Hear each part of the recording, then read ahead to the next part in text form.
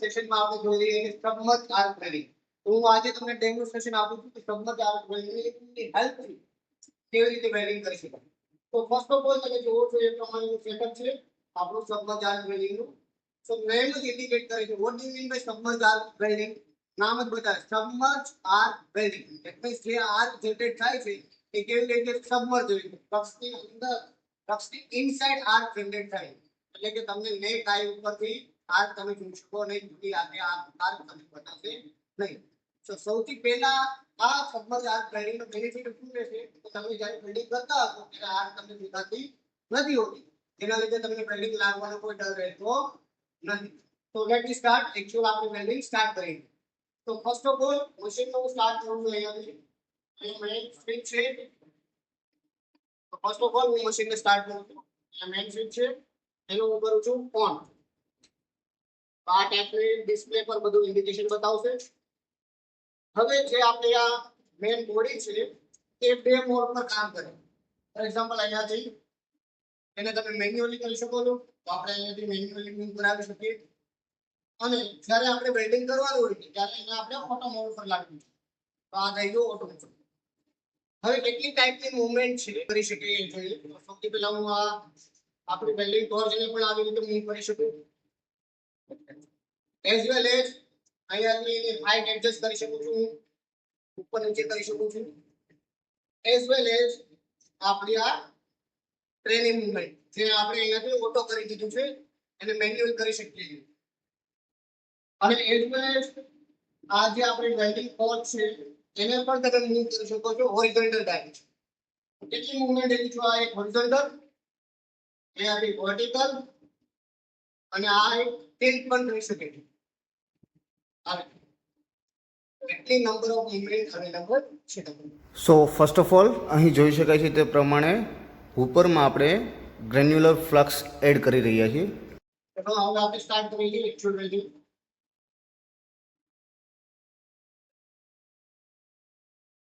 તો હું પહેલા ટ્રેક કરું છું.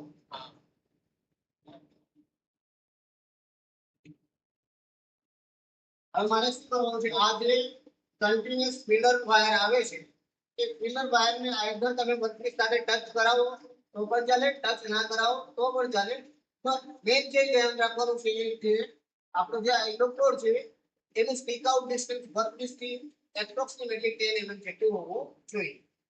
તો અહીંયા સ્ટાર્ટ થઈ ગયું છે, બધું વેલિડ ગુડ છે. હવે એ આપણું સ્ટીક આઉટ ડિસ્ટન્સ કોનું કન્ઝ્યુમેબલ ફીલર વાયરનું અહીંયાથી આપણે એડજસ્ટ કરી શકીએ.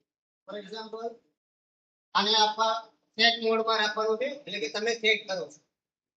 પણ હવે કેવી મૂવમેન્ટ જોઈએ છે ફોરવર્ડ યા રિવર્સ. રિવર્સમાં ફીલર વાયર ઉપર જાય છે, ફોરવર્ડમાં એ નીચે આવે.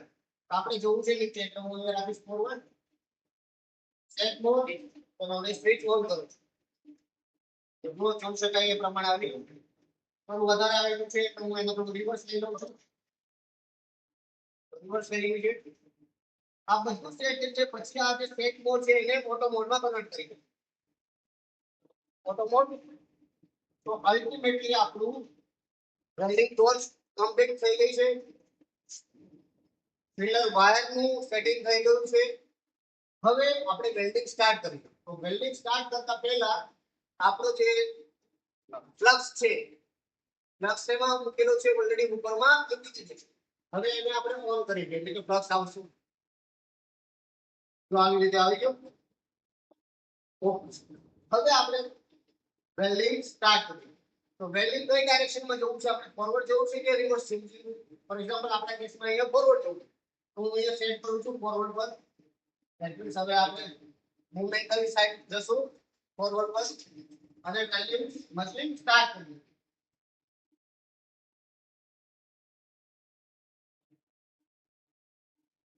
તો આ બધા પેરામીટર છે એના બતાવેલી છે જે સબ્જેક્ટનું વોલ્ટેજ વેરી થતી હોય છે એના અકોર્ડિંગનું વોલ્ટેજ વેરી થતા હોય છે. અહીંયા છે કરંટના પેરામીટર જે તમે અહીં જોઈ શકો છો.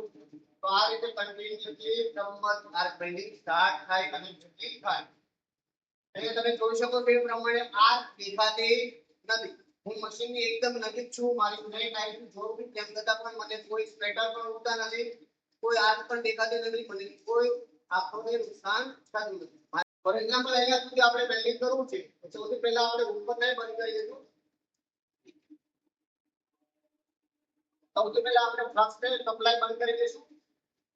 તેમ છતાં પણ ફ્લક્સ આવે છે કારણ કે આપણા પાસે ઓલરેડી પાઇપની અંદર સપ્લાય છે. જ્યાં સુધી પાઇપની અંદર છે ત્યાં સુધી ફ્લક્સ આવશે. હવે તમારું જેવું વેલ્ડિંગ પૂરું થઈ જાય એટલે તમારે અહીંયાથી વેલ્ડિંગ મશીનની સ્વિચ ઓફ કરી દેવાની. That's it. અને આ સ્પીડ જે છે એને ઓફ કરી દો. સ્પીડ ઓફ કરી દે, મશીન ઓફ કરી દે. હવે આપણે જે વેલ્ડિંગ જેવું લાગે એ પહેલા આપણે મશીનને થોડું દૂર લઈ જવું હોય તો આ જે ઓટો મોડ હતો એને આપણે મેન્યુઅલ મોડમાં કન્વર્ટ કરીને એને આપણે દૂર લઈ જઈએ.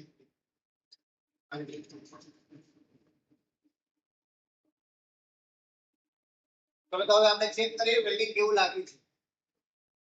ચલો સો એટ ધ એન્ડ હવે આપણે ફ્લક્સ ને હટાવીએ તો ફ્લક્સ ક્યારે એક હાથ બેનથી હટાવવાનું નહીં કારણ કે હાઈ ટેમ્પરેચર પર વર્ક થયેલું હોય છે તમે દાદી જજો.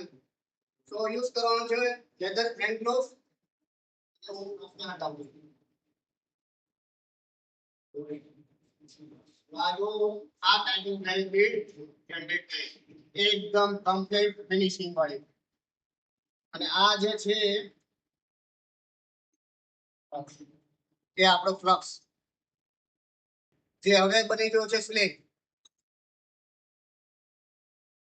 એકદમ સ્લેગની પ્રિન્ટ પરથી જ ખબર પડી જાય તમને કે વેલ્ડિંગ કેવી ક્વોલિટીનું આવ્યું. એકદમ હાઈ ક્વોલિટીનું સાઉન્ડ વેલ્ડ તમે સબમર્જ આર્ક વેલ્ડિંગથી મેળવીશું. તો આ મશીનના પૂરા સેટઅપમાં અને આ વેલ્ડિંગની પૂરી પ્રોસેસમાં આપણને હેલ્પ કરી છે યોગેશભાઈ અને હરેશભાઈ. તો આપણા બધા વતી યોગેશભાઈ અને હરેશભાઈનો ખૂબ ખૂબ આભાર. Thank you so much. કારણ કે એમની હેલ્પ વગર આ પોસિબલ નહોતું. આ લેક્ચર એટેન્ડ કરવા માટે તમારો બધાનો ખૂબ ખૂબ આભાર. Thank you so much. જય હિન્દ.